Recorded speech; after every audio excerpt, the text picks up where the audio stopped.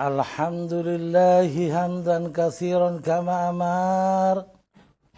Wa ashhadu an la ilaha illallah wahdahu la syarika lah. Irghaman liman jahada bihi wa kafar.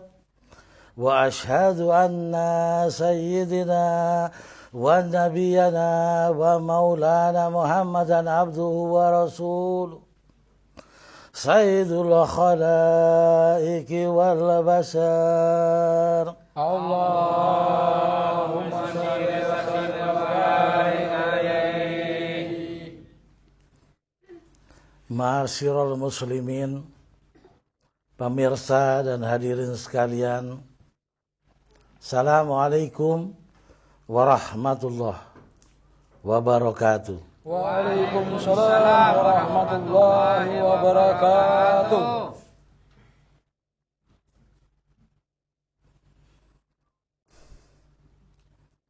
Sebagai awal percakapan, saya sampaikan selamat berjumpa kembali pada majelis ilmu bersama Jamaah Laduna Ilma Indonesia dengan mata kuliah Ma'rifatul Ahli Sunnah wal Jamaah.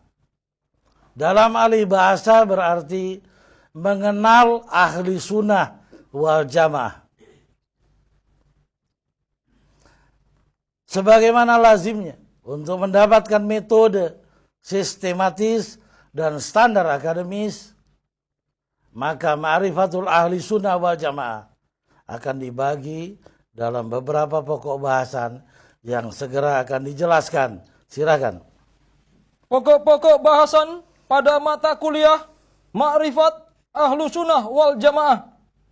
Pertama, dasar hukum Ahlu Sunnah wal Jamaah. Kedua, apakah yang dimaksud Ahlu Sunnah? Ketiga, apakah yang dimaksud Jamaah? Keempat, contoh sunnah Allah dan sunnah Rasul yang telah dirusak manusia. Dan yang kelima, kemuliaan bagi orang yang menghidupkan sunnah yang rusak. Segera masuk dalam bahasan pertama. Pertama, dasar hukum Ahlu Sunnah wal Jamaah. Hadis riwayat Tabrani, artinya Rasulullah bersabda, demi Allah yang memegang jiwa Muhammad di tangannya, akan berfirqah umatku sebanyak 73 firqah. Yang satu masuk surga, dan yang 72 masuk neraka. Bertanya para sahabat, siapakah yang tidak masuk neraka itu, ya Rasulullah? Nabi SAW menjawab, Ahlu Sunnah wal Jamaah.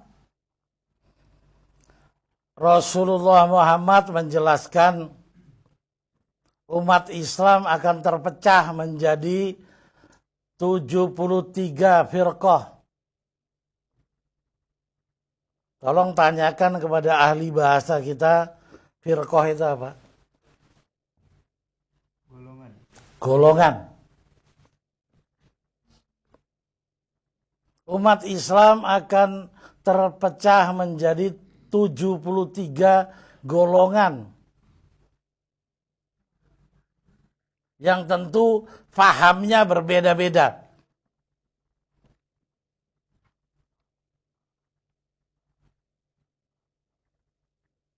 Hanya satu yang masuk surga. Nabi yang menjelaskan. Namanya Ahli Sunnah wal Jamaah. Maka menjadi penting sekali memahami apa makna Ahli Sunnah wal Jamaah itu. Karena itulah paspor. Paspor untuk menuju heaven, jannah, surga. Kalau enggak bukan Ahli Sunnah wal Jamaah, tertolak. Maka menjadi suatu kepentingan yang mutlak untuk kita bisa tahu apakah Ahli Sunnah wal Jamaah itu. Ada pendebat yang berkata, kalimat Ahli Sunnah wal Jamaah itu hanya terdapat di dalam hadis, tidak terdapat di dalam Al-Quran. Maka hukumnya tidak mutlak benar. Maka saya mendebat. Benar, kata letterlek ahli sunnah wal jamaah tidak terdapat di dalam Al-Quran. Tapi hakikat mana yang terkandung di dalam kalimat ahli sunnah wal jamaah jelas-jelas terpampang di dalam Al-Quran. Silakan baca. Surah Ali Imran ayat 103 artinya, dan berpeganglah kamu semuanya kepada tali Allah, dan janganlah kamu bercerai-berai. Dua, ayat ini memiliki dua makna. Berpeganglah kalian pada tali Allah, satu. Yang kedua, jangan bercerai-berai. Berpegang kepada tali Allah itu apa? Yaitu mencengkram sunnah. Sunnatullah dan sunnatul Rasul. Itulah tali Allah. Dan jangan bercerai-berai adalah perintah untuk berjamaah. Janganlah bercerai-berai, berkelompoklah kamu, bersatulah, berhimpunlah. Dalam bahasa agama tidak ada lain, yang dimaksud adalah jamaah. Benar saudara, kata ahli sunnah wal jamaah secara letterlek tidak terdapat di dalam Al-Quran, hanya di dalam hadis ini yang dirawikan oleh Tabrani. Lalu ada sekelompok manusia yang hanya berdasarkan kecerdasan intelektual, dia mendebat. Kalimat ahli sunnah wal jamaah tidak terdapat di dalam Al-Quran, jadi tidak perlu diamalkan. Maka Allah mengajar kepada saya bahwa makna ahli sunnah wal jamaah jelas terdapat di dalam Al-Quran. Wa'tasimu bihablillahi jami'ah wala tafarraq. Berpeganglah pada tali Allah, yaitu sunnah Allah dan sunnah Nabi. Wala tafarraq, jangan bercerai-berai, berjamaahlah kamu. Kalau ada orang yang mendebat analogi ini, dia perlu tafakur menghadap Allah. Mari saudara, kita belajar lebih lanjut. Karena ini adalah password menuju heaven, menuju surga. Kalau tidak benar saudara dalam firqah ahli sunnah, maka saudara tidak masuk surga. Maka kita harus belajar dan harus mengetahui. Dan yang heran, seluruh umat Islam pasti kalau ditanya, dia mengatakan, saya ini ahli sunnah wal jamaah. Sedang Nabi berkata, umat Islam akan terpecah menjadi 73. Berarti Nabi Muhammad pendusta. Atau umatnya yang pendusta. Atau mereka tidak mengerti dengan benar apa makna ahli sunnah wal jamaah. Mari kita lacak pelajaran. Silakan. Kedua, apakah yang dimaksud ahlu sunnah? Ahlu sunnah adalah orang-orang yang memahami dan mengamalkan sunnatullah dan sunnatur Rasul. Pertama, sunnatullah. Surah Yunus ayat 37 artinya, tidaklah mungkin Al-Quran ini dibuat oleh selain Allah. Akan tetapi, Al-Quran itu membenarkan kitab-kitab yang sebelumnya dan menjelaskan hukum-hukum yang telah ditetapkannya. Menjelaskan tentang hukum-hukum yang ditetapkan Allah. Peraturan perundang-undangan ketetapan Allah itu adalah sunnatullah. Maka Al-Quran ini adalah sunnatullah. Juga seluruh peraturan yang terdapat pada ciptaan jagat raya ini. Matahari terbit dari timur, tenggelam di barat, itu sunnatullah. Tetapi Allah telah memerintahkan bahwa kita harus berorientasi kepada Al-Quran. Inilah sunnatullah yang merupakan jalan hidup dan kematian kita. Zalikal kitabu la raiba fi hudalil muttaqin. maka sunatullah adalah firman-Nya. Termasuk juga seluruh aturan pada jagat raya ini. Itu kita tidak bahas.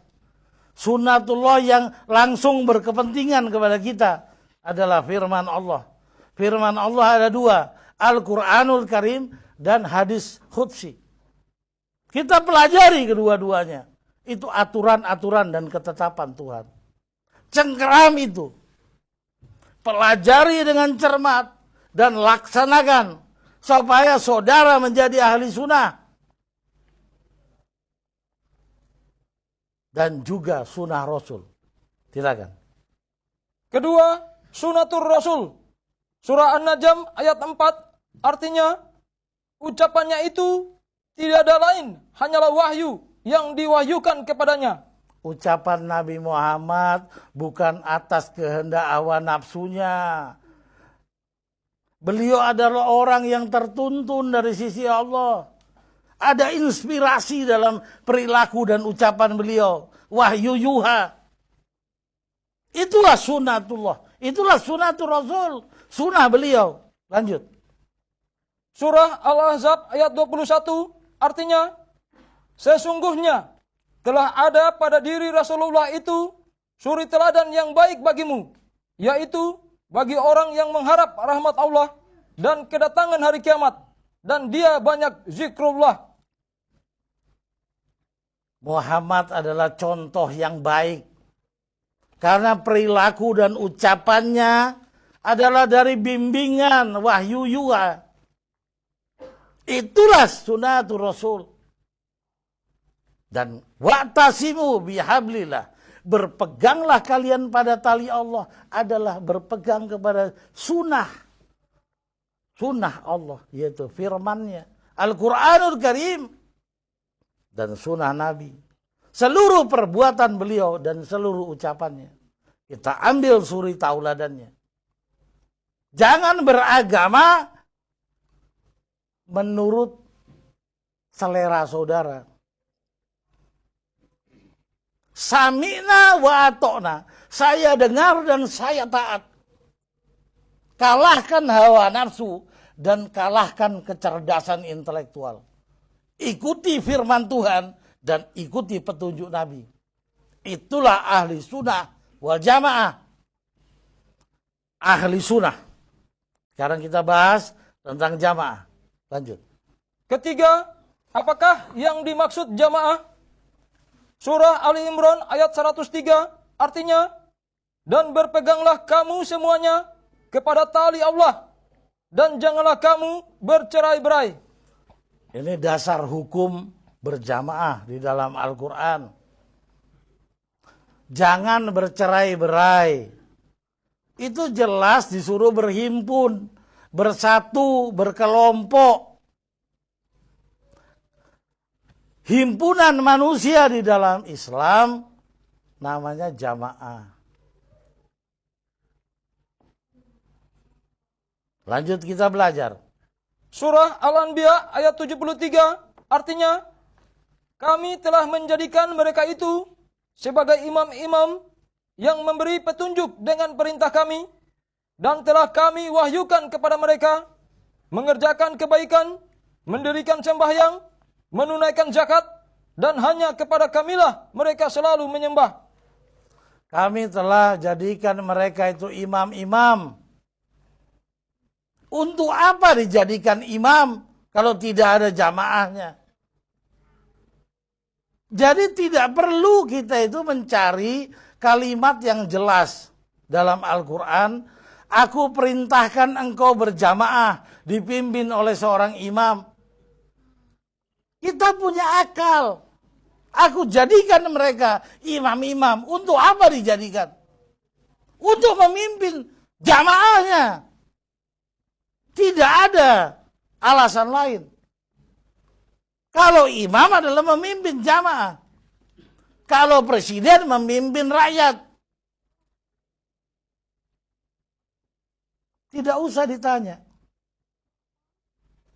Bahwa presiden terpilih di Indonesia nama ini. Untuk apa dipilih? Saudara tolol. Ya tentu untuk memimpin negara ini. Untuk membimbing rakyat ini. Maka ditunjuknya para imam adalah untuk. Apalagi dalam ayat lebih dijelaskan. Baca perlahan Saudara Novel. Surah Al-Anbiya ayat 73 artinya, kami telah menjadikan mereka itu sebagai imam-imam yang memberi petunjuk dengan perintah kami.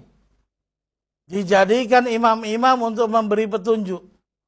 Tapi ayat ini tidak jelas petunjuknya kepada siapa. Alangkah bodohnya saudara. Kalau seorang presiden mengeluarkan dekret, itu kepentingan rakyatnya. Itu sudah jelas. Kalau imam memberi petunjuk, apa petunjuknya untuk setan? Atau untuk tumbuh-tumbuhan? Atau untuk bebek? Yang jelas, akal sehat berkata, seorang imam memberi petunjuk kepada jamaahnya. Maka ayat ini juga menjelaskan hukum wajib berjamaah. Lanjut.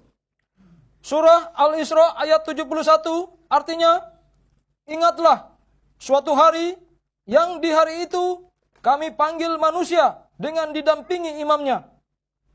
Sampai di akhirat saudara. Format Islam adalah jamaah. Ingatlah suatu hari manakala aku panggil manusia bukan orang per orang. Tetapi di dalam satu himpunan yang dipimpin oleh imamnya. Bukankah kita di padang mahsyar tidak berkeliaran satu-satu, tapi membentuk saf-saf barisan? Itu Al-Quran yang menjelaskan. Dipimpin imamnya masing-masing. Menunjukkan format yang dikehendaki himpunan manusia adalah jamaah. Lanjut.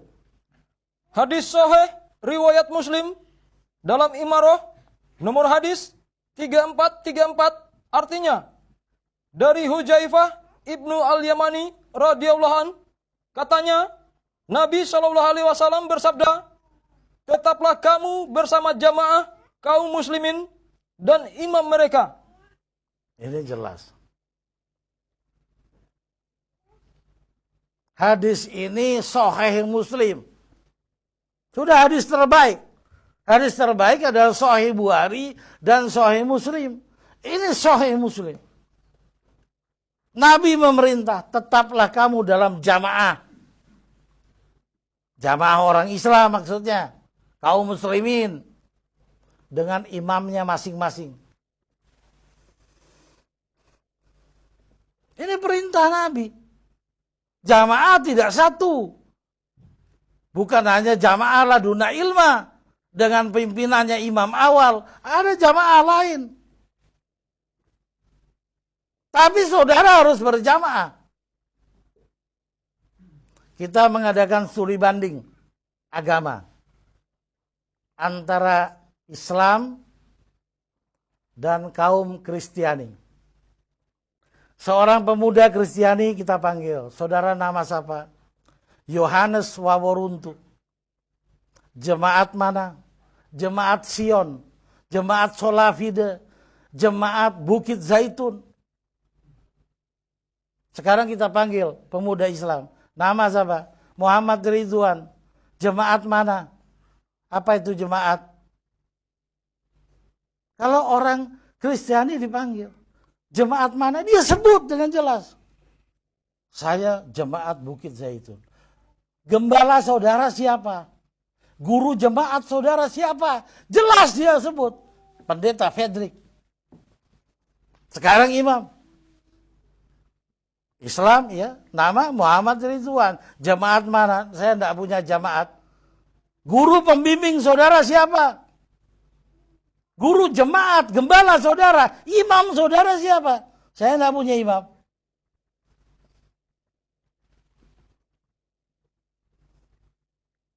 Sesuatu yang tidak terpimpin itu liar. Yang liar itu tidak benar. Itu format ketuhanan. Tentara juga begitu. Ada komandannya. polisi. Jelas dari kesatuan mana? Siapa komandan saudara? Ada tentara misalnya ditanya, saudara kesatuan mana? Tidak tahu. Komandan saudara tidak tahu. Tangkap aja itu.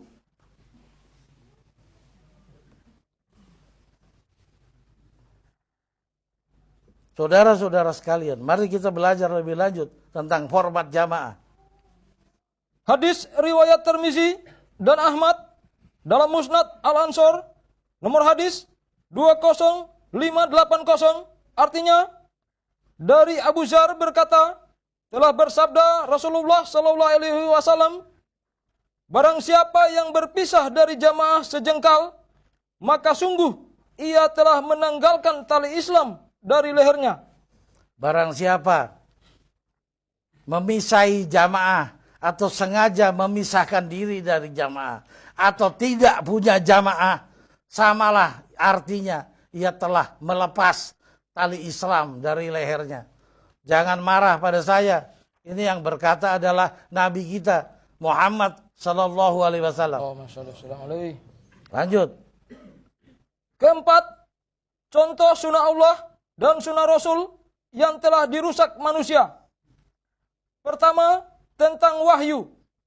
Surah Al-Anbiya ayat 73, artinya, kami telah menjadikan mereka itu sebagai imam-imam yang memberi petunjuk dengan perintah kami, dan telah kami wahyukan kepada mereka mengerjakan kebaikan, mendirikan sembahyang, menunaikan zakat, dan hanya kepada kamilah mereka selalu menyembah. Kita diperintah Allah untuk masuk dalam paham ahli sunnah wal jamaah. Kata Nabi dan kata Allah. Itu merupakan paspor menuju surga. Maka ahli sunnah adalah orang yang konsekuen. Berfaham Al-Quran dan berfaham hadis Nabi. Ia akan berkata, Samina wa ata'na. Ada orang yang berkata, wahyu tidak turun lagi. Sesudah Rasul wafat, wahyu tidak turun. Jelas di dalam Al-Quran itu salah. Tetapi dia bertahan. Maka dia bukan ahli sunnah. Sekalian dia tidak punya jamaah. Maka dia bukan ahli sunnah. Dan dia bukan wal jamaah. Ini jelas ayat ini menyatakan firman Tuhan, wahyu itu masih turun. Baca Bang. Surah Al-Anbiya ayat 73, artinya, kami telah menjadikan mereka itu sebagai imam-imam yang memberi petunjuk dengan perintah kami, dan telah kami wahyukan kepada mereka mengerjakan kebaikan. Kami telah wahyukan kepada mereka imam-imam. Bahwa wahyu masih turun pada imam.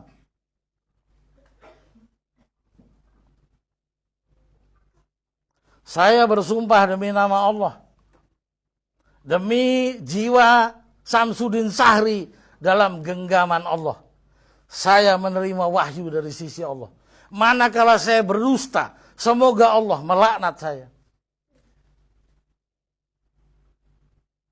Mengapa? Jelas di dalam Al-Quran. Allah mewahyukan kepada imam-imam. Dan ada yang berkata, wahyu tidak turun lagi. Dan masih banyak argumentasi yang saya bisa kemukakan bahwa wahyu tetap turun. Hanya durasi yang diberikan sangat sempit. Lanjut.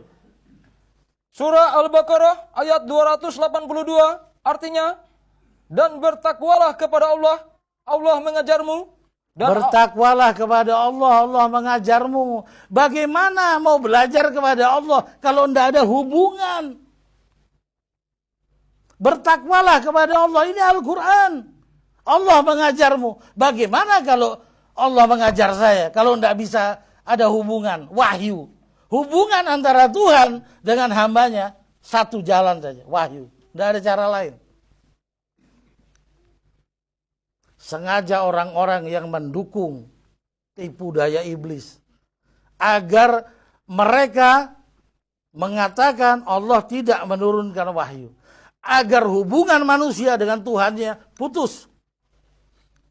Bahwa akhirnya manusia tidak dituntun wahyu lagi, tetapi dituntun hawa nafsu atau hanya dituntun oleh kecerdasan intelektualnya. Maka hubungan antara manusia dengan Tuhannya musnah. Lanjut. Hadis sahih riwayat Bukhari nomor hadis 6474 dalam kitab At-Ta'bur, dan riwayat Ibnu Majah nomor hadis 3883, artinya dari Abu Sa'id Al-Hudri, sesungguhnya dia mendengar Rasulullah sallallahu alaihi wasallam bersabda, ru'ya as-solihah atau mimpi yang baik adalah bagian dari 46 bagian kenabian. Mimpi yang baik, ru'yatun solihah, satu bahagian dari 46 cara kenabian, cara wahyu. Wahyu itu banyak macamnya. Kata Nabi ada 46. Tersisa satu untuk orang zaman sekarang. Namanya ru'yatun solihah. Mimpi-mimpi yang benar dari sisi Allah. Lanjut. Hadis sahih riwayat Tabrani dan dia dari Ubadah bin Samit, dikutip dari kitab terjemahan Al-Jami'u Sagir 3 halaman 113, artinya Rasulullah sallallahu alaihi wasallam bersabda, mimpi orang mukmin adalah ucapan yang diucapkan kepada hamba oleh Tuhannya dalam tidur. Mimpi adalah firman Tuhan. Ucapan Tuhan itu firman. Yang difirmankan oleh Tuhan kepada manusia, hambanya. Apakah tertolak juga? Dan dikatakan wahyu tidak turun lagi. Dan masih banyak dalil-dalil yang menjelaskan bahwa wahyu masih turun. Tetapi kelompok yang lain berkata tidak turun. Tetapi tidak boleh kita marah. Kita serahkan kepada Allah. Karena Nabi sudah menjelaskan. Umatku akan terpecah menjadi 73 golongan. Hanya ahli sunnah wal jamaah yang lolos ke surga. Lanjut. Kedua, zikrullah. Surah Al-Ahzab ayat 41, artinya, hai orang-orang yang beriman, berzikirlah dengan menyebut nama Allah, zikir yang sebanyak-banyaknya. Ayat Quran, zikir yang sebanyak-banyaknya. Ada orang yang bilang zikir itu tidak berguna. Habis sholat langsung berdiri. Gak usah pakai zikir. Dia ikut Quran atau ikut setan? Lanjut. Surah Al-A'raf ayat 205, artinya, dan berzikirlah, sebutlah Tuhanmu dalam hatimu, dengan merendahkan diri, dan rasa takut, dan dengan tidak mengeraskan suara. Berzikirlah dalam hatimu, dengan rasa takut dan rendah diri. Dan jangan engkau keraskan suara. Kenapa engkau berzikir dengan loudspeaker?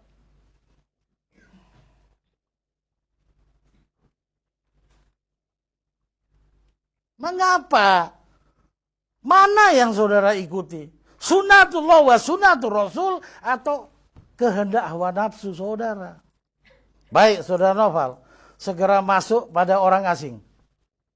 Kelima, kemuliaan bagi orang yang menghidupkan sunnah yang rusak.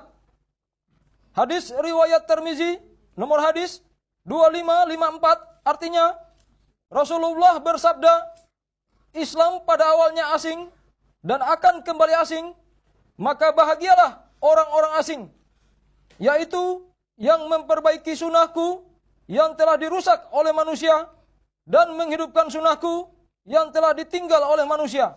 Berbahagialah orang asing, yaitu orang-orang yang memperbaiki sunnatullah dan sunnatul Rasul yang sudah dirusak manusia atau telah ditinggalkan oleh manusia. Islam berawal asing.